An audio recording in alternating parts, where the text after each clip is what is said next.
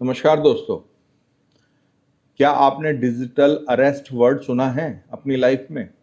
नहीं तो इस वीडियो को जरूर सुनिए और देखिए और इसको जरूर ज़्यादा से ज़्यादा लोगों के बीच में शेयर कीजिए, क्योंकि ये डिजिटल वर्ड हो सकता है कि आपकी लाइफ में कुछ ही दिनों में सामने आ जाए। आजकल साइबर क्रिमिनल्स डिजिटल अरेस्ट के नाम से लोगों को गुमराह कर रहे हैं और उनके बैंक अकाउंट्स को खाली कर रहे हैं। इवन कर नहीं रहे हैं, आप इस बात को समझिएगा, वो आपको प्रेशर में लेके आपसे ही आपके पैसे अपने अकाउंटों में ट्रांसफर करा रहे हैं, प्लस मेंटली हैरेस कर रहे हैं। अभी कुछ केसेस इस तरीके से आए हैं। अभी लेटेस्ट ही कुछ दिन पहले फरीदाबाद की एक आईटी प्रोफेशनल बच्ची जो कि अपने घर से वर्क फ्रॉम होम कर रही थी, अचानक उसके मोबाइल पे एक कॉल आता है।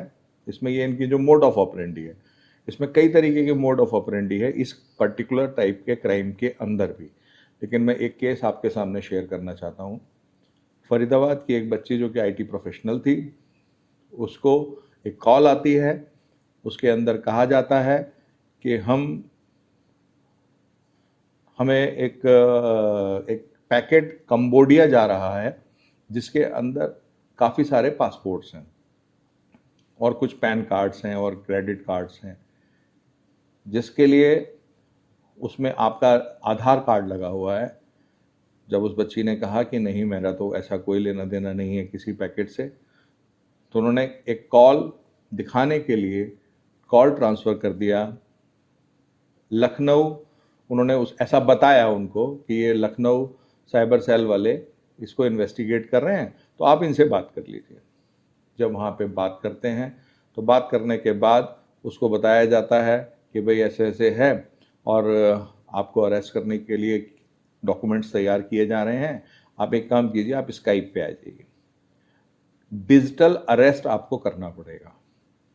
वो साहब घबरा जाती है बच्ची, कहते हैं मैं अपने पेरेंट्स से बात कर लेती हूँ। नहीं, आपको बात किसी से नहीं करना, हमें लगता है कि आप जेन्युइन हैं तो हम आपको बचाने के लिए कुछ प्रयास करेंगे। ये जो बचाने का नाम पे कॉन्फिडेंस बिल्डअप करना, ये उनकी वाक्य चातुरता का असर है। वो आपको अपने कॉन्फिडेंस में ले लेते हैं। उस बच्ची को स्काइप के ऊपर लाके दिखाया गया कि भाई आपको हम हेल्प कर रहे हैं और हम आपको हाउस अरेस्ट, जैसे आपने सुना होगा, इसी तरीके से हम आपको डिजिटल अरेस्ट कर रहे हैं। और उसको स्काइप के ऊपर 24 घंटे, इवन उस केस में उसको 17 दिन के लिए स्काइप के थ्रू डिजिटल अरेस्ट दिखाया गया। और उसमें दिखाया गया कि भाई आपके डॉक्यूमेंट्स, और जो स्काइप पे वीडियो दूसरी तरफ से आ रही थी उसमें बिल्कुल उन्होंने एक पुलिस स्टेशन क्रिएट किया हुआ था।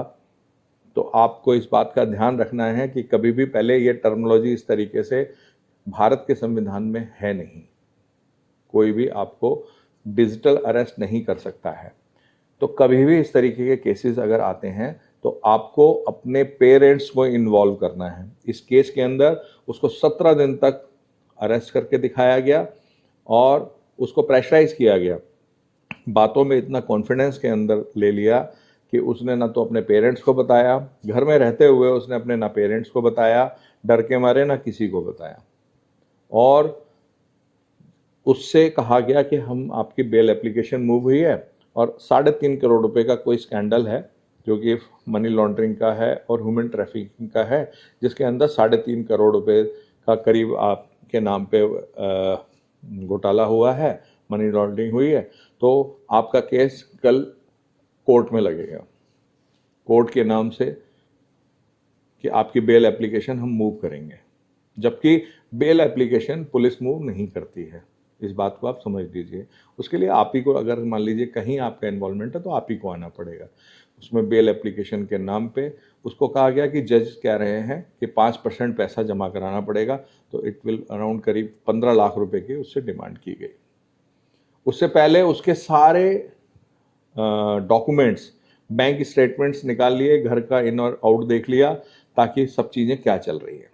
आप ये सोचिए कि उस बच्ची ने, उसको ये भी पता चल गया था कि वो कहीं बाहर कनाडा जाने वाली है। उसके पास 2.5 लाख रुपए का अरेंजमेंट था। उस बच्ची ने अपने घर वालों को बताए बगैर 2.5 लाख रुपए उनके अकाउंट में ट्रांसफ़र भी कर दिए। और वो तो ये अच्छा हुआ कि उस पूरे पीरियड के अंदर उस बच्ची ने थोड़ी सी हिम्मत और समझदारी करी, जिसकी वजह से उसको कहा गया था कि अपने फादर का क्रेडिट कार्ड, डेबिट कार्ड लेके आप उसका OTP हमें बता दीजिए। उसने नहीं बताया, जिस वजह से 2.5 लाख रुपए उसने जो ट्रांसफ़र किए, और जब 15-17 दिन के बाद उनको कंफर्म हो गया कि अब कोई और पैसा ये ट्रांसफ़र नहीं करा पाएगी, तो उसका अरेस्ट हटा दिया गया। तथाकथित जो गलत टर्म थी हटा दिया गया और उसको रिलीज़ किया गया। तब उसने अपने पेरेंट्स को बताया, उसकी FIR हो चुकी है। तो मेरा सिर्फ आप लोगों से, बच्चों के साथ भी ध्यान रखने वाली बात यह है, पेरेंट्स की जिम्मेदारी भी है, और ये किसी भी लेवल के, किसी भी एजुकेशन लेवल से आप आते हों, कितना ही आपके पास लीगल नॉलेज हो, आप इस डर से फंस सकते हैं। अवेयर रहिए। भारत की सरकार, पुलिस, हम जैसे इन्वेस्टिगेटर्स, हम जैसे साइबर सिक्योरिटी एक्सपर्ट्स हमेशा लेटेस्ट वीडियोस आपके पास लेके आते रहते हैं। और आप लोगों से सिर्फ रिक्वेस्ट ये है कि पूरी वीडियो देखिए और शेयर कीजिए, और अपने सर्कल के अंदर इस तरीके की अवेयरनेस की नॉलेज ट्रांसफ़र कीजिए, ताकि कोई ना कोई जिसको अवेयरनेस होगा तो वो बच सकेगा। मैं आप लोगों से रिक्वेस्ट करता हूँ। Thank you.